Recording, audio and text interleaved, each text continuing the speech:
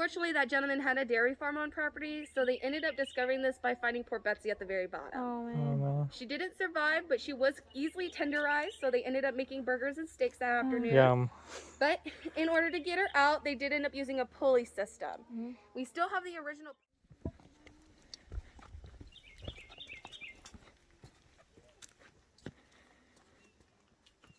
63 degrees, and it doesn't change too much other than the humidity. The humidity can actually go to 90 to 100% during the summer, but all the way to 20 to 30% during winter. Oh, yeah. Do you do tours in the winter or no? Yes, we do tours year round. However, on some holidays we don't do them, like Christmas or Thanksgiving. But you will have to start watching your heads. Some of the rocks do come quite low, so us too, we still have to watch. Yeah. But feel free to use your flashlights as well.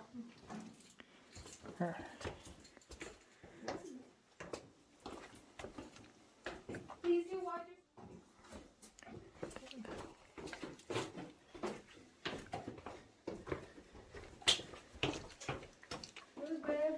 Coming. And if you'd like to take a look up as you reach the bottom, you will be at the bottom of the Peep in the Deep, so you're about 60 to 75 feet below the surface.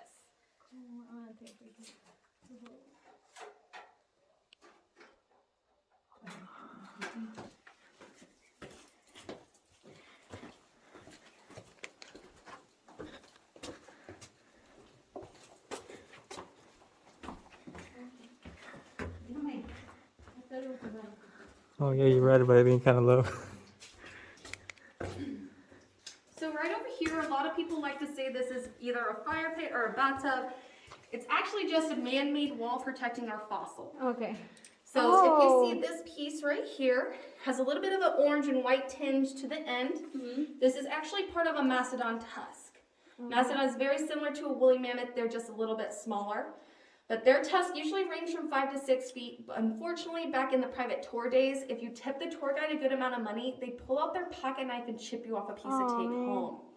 What they didn't know was that since it was so used to this cold and wet climate, that once they took it upstairs, where Texas is usually very hot and dry during the summer, it ended up turning to dust after about an hour. Some people were clever enough to wrap it up into a piece of cloth or place it in a jar. So those shards didn't turn to dust, so we were able to collect them over the years and display them in our gift shop for y'all to see today. Sweet.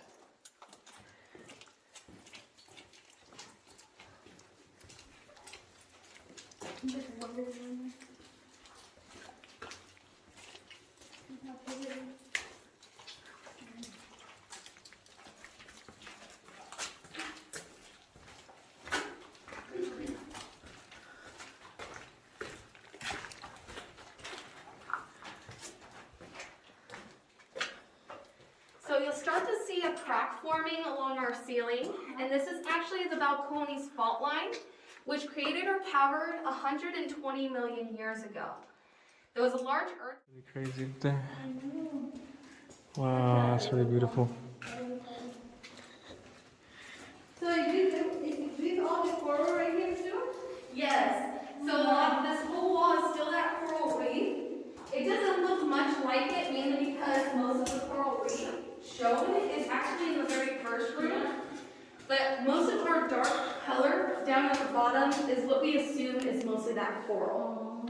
Because at the bottom, as Earth moves, the top layer always becomes the bottom. So we're assuming that the top layer is actually just the stone, but as you look at the bottom, that's actually where the coral is. But right on your right-hand side, left-hand side, my right, this is our flow stone. This is actually caused by the water flowing down, depositing the mineral calcite into the stone behind it, creating this white kind of coral-like structure. The reason why it looks like coral is actually because calcite also makes coral.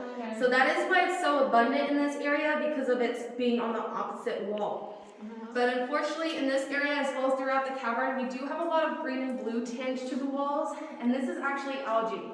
It was brought in with the floodwaters and a large puddle at the very bottom.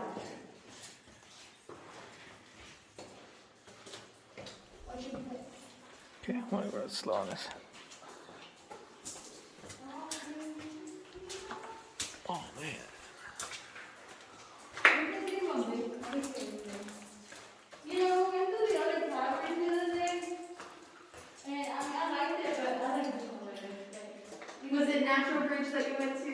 Yeah. Yes. I've had many people tell me that It one. was pretty. I mean, it was great, but like this one feels like actually I'm in the cave. And Yeah. I'm like, Yeah, so most caverns are actually only about 30 to 40% active, mainly because they've had so many people go in that in touching the walls that it caused the cavern to stop growing. yeah. But also, it also has to do with the amount of water that comes through from the surface. Okay. And if they don't have this. Are you recording that? Yeah, I am.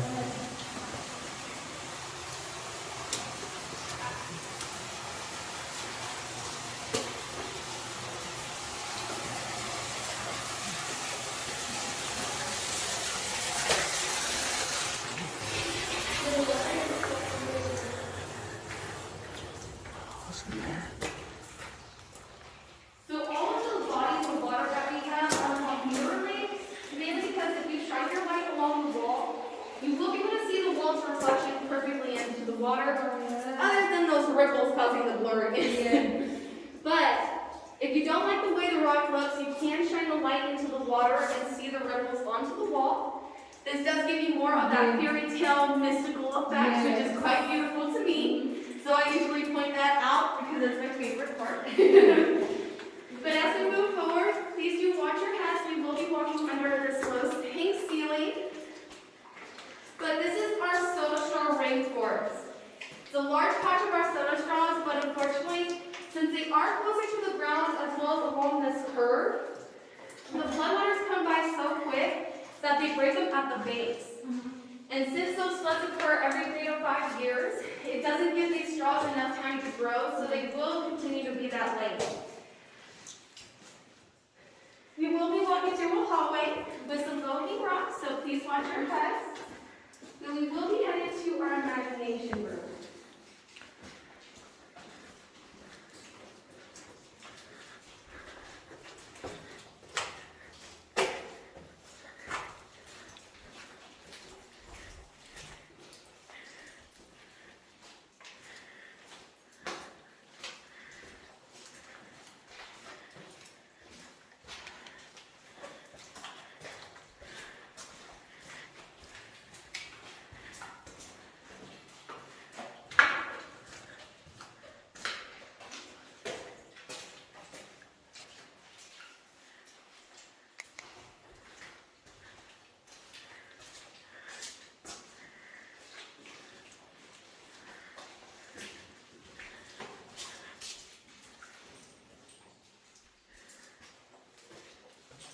This is our imagination room, but it was first called the tobacco room because the formations above our heads look like drying tobacco leaves.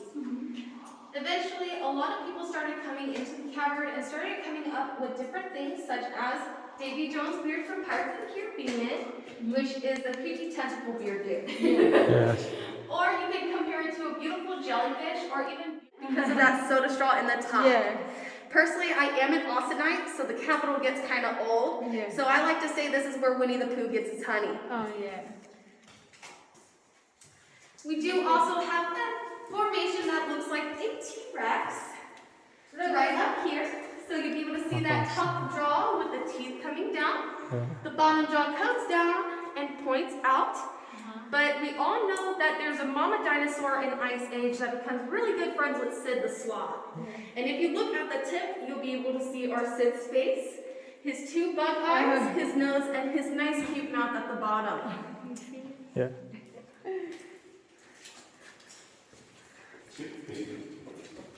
Yeah, it makes sense where you call imagination room. Yes. Unfortunately, they didn't know Sid and the T-Rex until I pointed it out 7 months ago. So luckily, I'm the first one to bring it up. But since we are at our next staircase, you're more than welcome to take the stairs or the ramp on the left-hand side. Either side path is perfectly safe. If you do take the stairs, I highly recommend keeping a hand close to the railing since it can be quite slippery.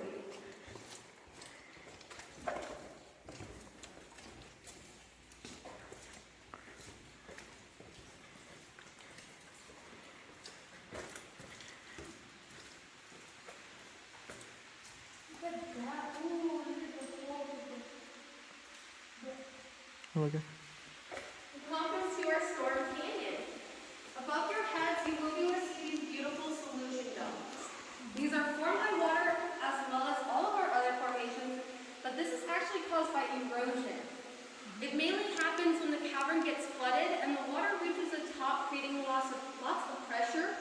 And since it has nowhere else to go, it'll spin on itself, creating whirlpools. We will end up getting dozens of whirlpools along our ceiling, which end up forming these beautiful domes above our heads. But unfortunately, not only does the domes get left behind, but also mud and debris. So you will be able to see a lot of this dark blue, but also very dark spots along the walls, which is all mud caked onto this room.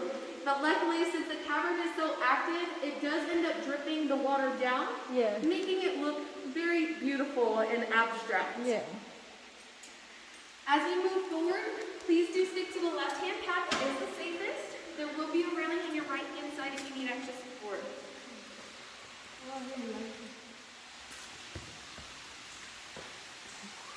This is our final and famous room in the cavern.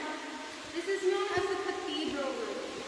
One, because of the amazing acoustics known as echo, but also because when they first came down here, they were following that fault line right in the center of the room, and they noticed there was a line dissecting it above the lake.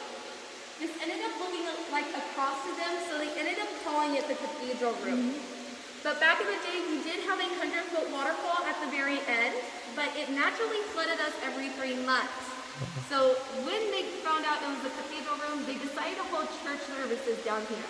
But because of that flooding, it did end up kicking them out, but we also had to intervene since it was causing some erosion in the room. So that is why you do see it much smaller, but it is still flowing from that 100-foot point, so it will continue to grow naturally.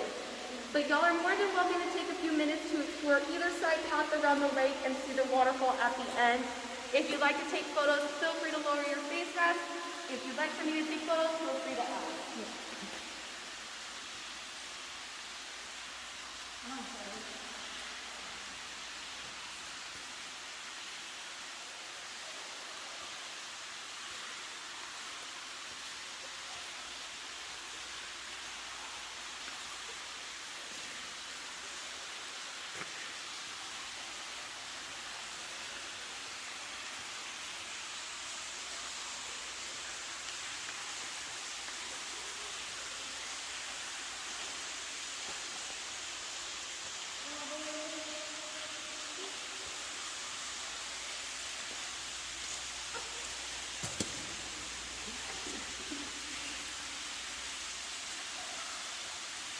That's really pretty.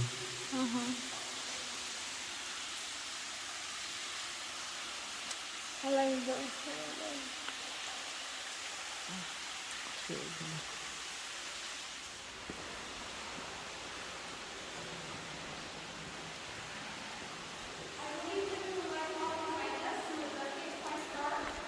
Okay. Luckily, we're walking towards the light. Just don't follow it too much.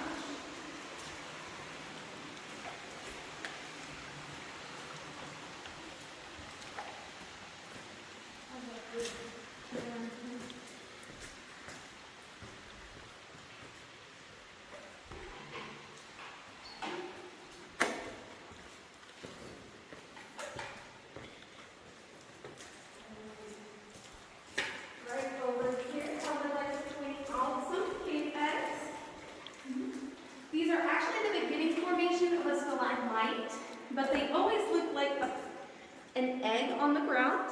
You will start to see more of them since I just pointed them out. But these do look like our 2 fried or over easy eggs. But they're our first side dish of our breakfast special. As you head back through our hallway, you will be able to see our cave bacon and eventually our entree, our cave donut. You make me hungry. Well, I was already hungry. Yeah. Unfortunately, I'm the tour guide that's always thinking about food, so I always end up making people hungry.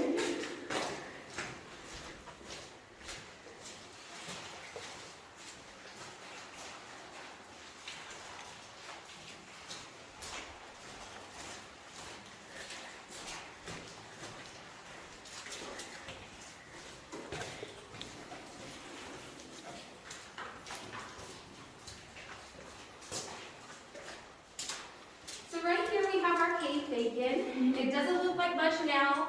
You usually can see it if you shine your light behind it. And I'll show you that it has has like a bacon-like structure. Yeah.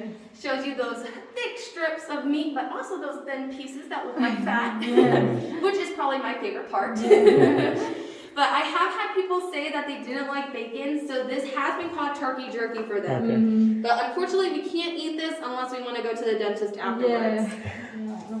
Never. I definitely try to avoid it as much as I can. But right up here on your right-hand side, you'll be able to see our cave donut. This is actually another cave egg, like one of these, but this one is actually created by enlarged soda straw. So this is actually the largest one that we have in this area. So all of them are very tiny, but since that one is so large, it creates such a large water droplet that it creates a divot in the center. So even as this one will grow, that divot will still continue to be there and will look more like that glazed donut eventually.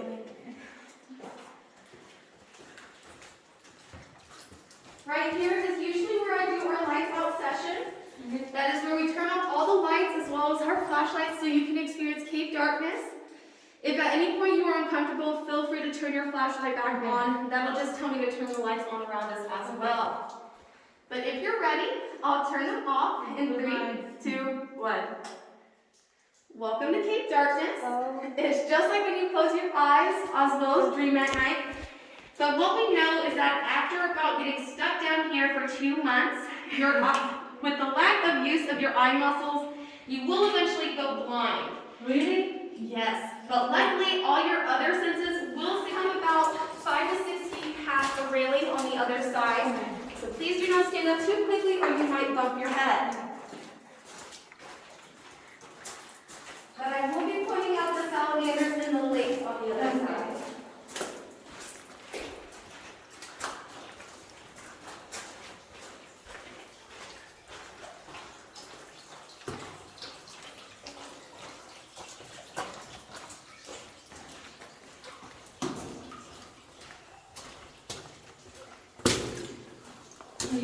I'm good. Just walk.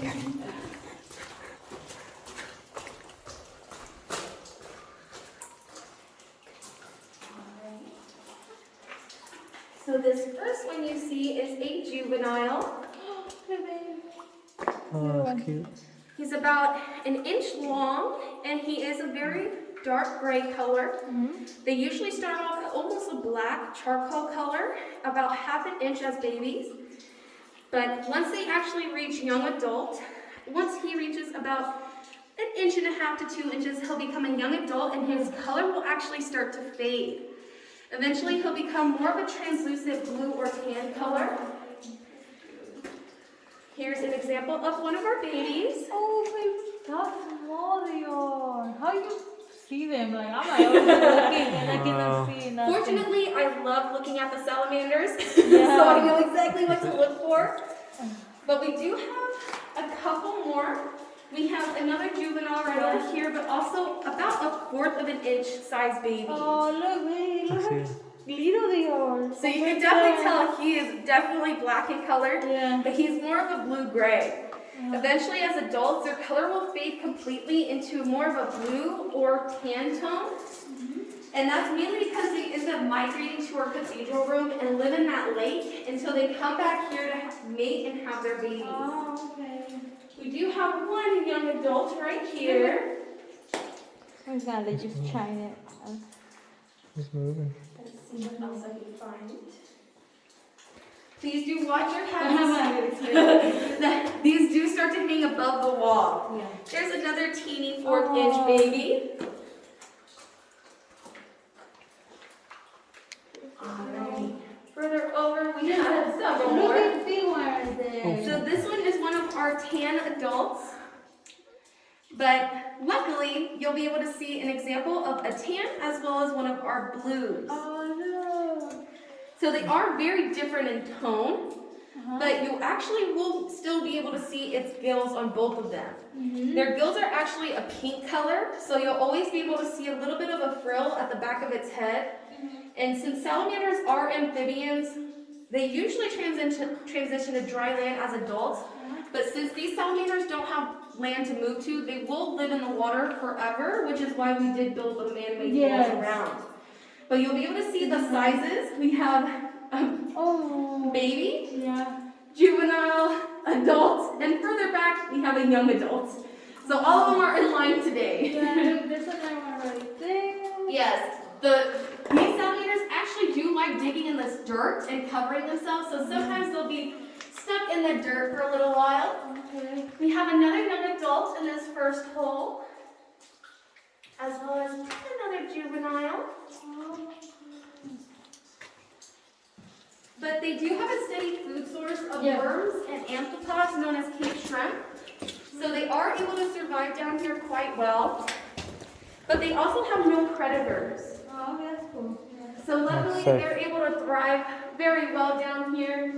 And they're also known as a vulnerable species. So they are being protected by the federal government. So no one's allowed to go into the water unless it is for something for the safety of the salamanders. But as we head back, I will be pointing out some of our bats for y'all. All right. They are mostly in the first and along the stairway, so it might take a little bit of time to get there. But there is one right over this way. And these guys are tricolored bats. The size you see is the adult, so they only get 2 inches big at the most. Their wingspan can get to 5 inches. So for size comparison, my hand, they're about the size of my thumb, and their wingspan would be palm to tip of my finger. Lower on the coral reef, so he ends up scaring people as they walk by, which gave him the name Spooky Doo.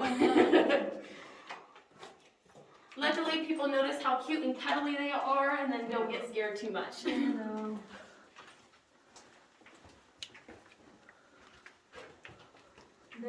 They're little and cute.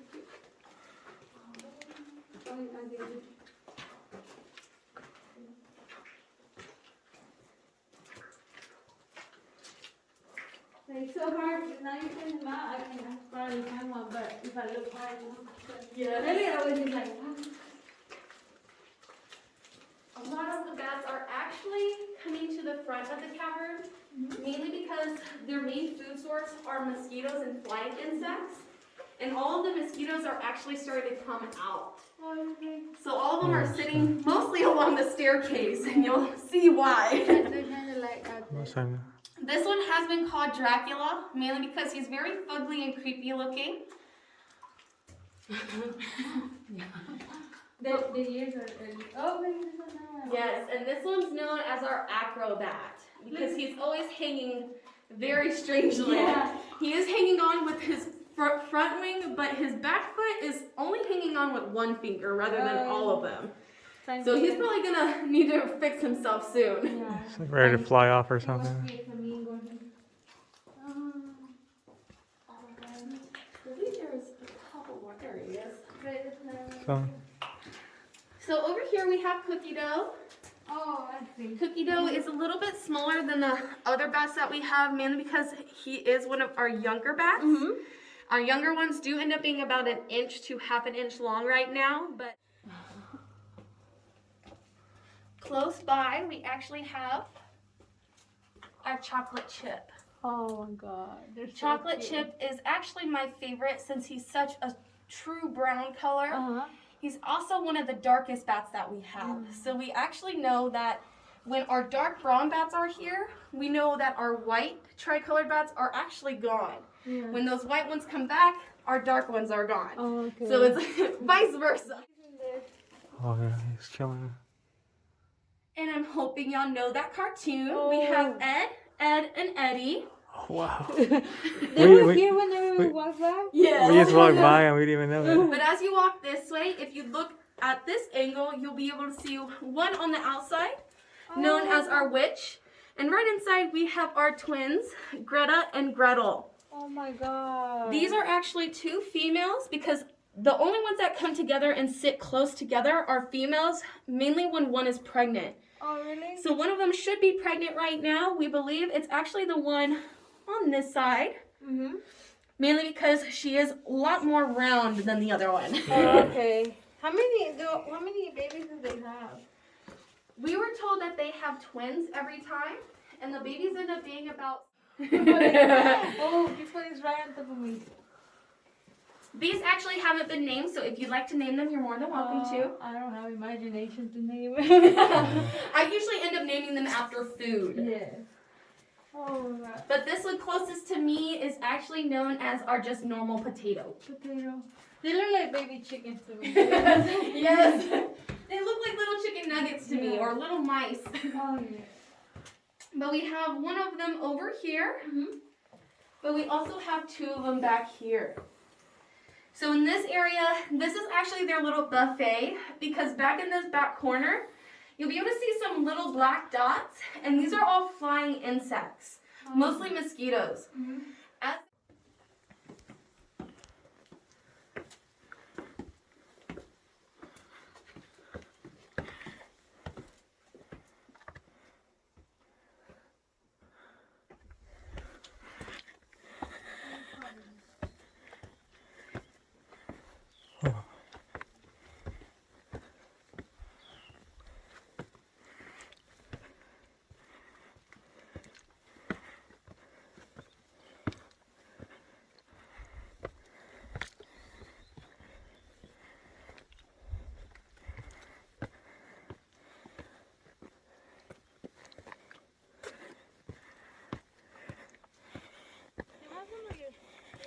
Yeah. Like that drink made me really shaky.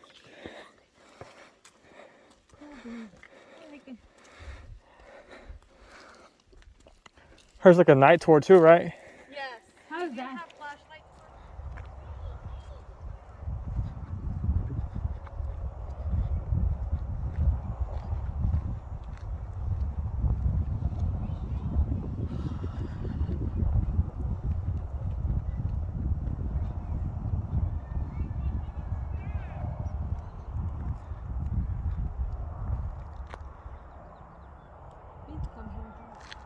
Oh no, this is really pretty.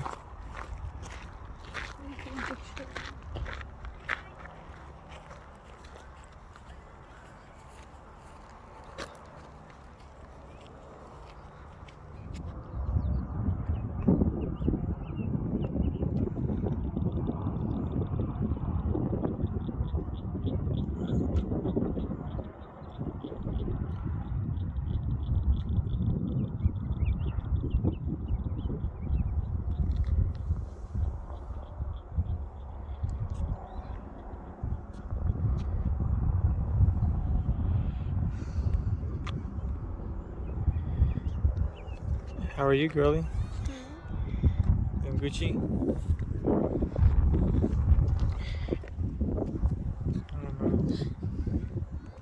What are you, little baddie? She my little boo thing. Shawty got the